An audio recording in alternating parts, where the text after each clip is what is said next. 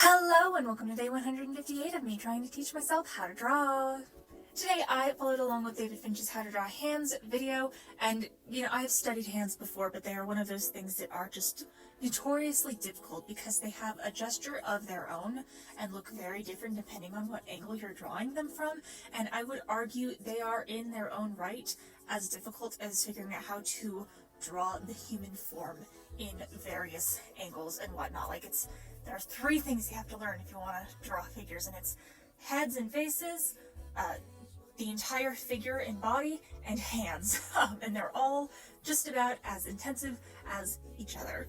The other thing about hands is they're really recognizable. Like, our brains just recognize what they are, and if they're wrong, you can kind of tell pretty quickly. So one of the things he suggested is to just put in a bunch of pages of hands, and honestly, I would have to agree with that sentiment.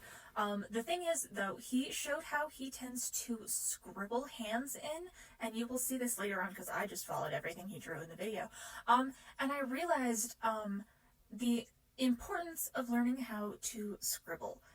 Because it's not that you're mindlessly running your pen or pencil on the page, it's that you are intentionally looking at what you are drawing and trying to get the gist of what you're seeing down without being too terribly accurate, and just trying to get a general flow and gesture of things in a way that you can piece together what you're seeing. And then, of course, being able to take those messy drawings and clean them up and make them look good is another skill you have to practice. But I really like the idea of just getting things down on page and not being fixated on fixing every little line. And so I think I'm going to start including pen studies into my workflow. And people have suggested pen/Sharpie studies to me before, and I have thought about them. I've done a couple of them in the past, but I've never done them in this kind of scribbly way.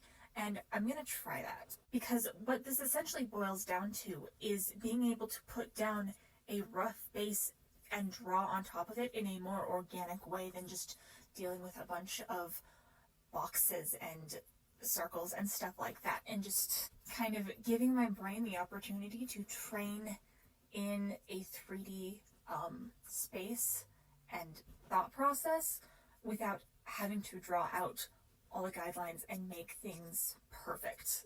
So that is what I got done today. Tomorrow is probably going to be his leg video, and then next week is just going to be a week full of pages and pages and pages of gestures and hands and stuff like that. But yeah, here you can see my Bridgman studies, and I will see you all next time.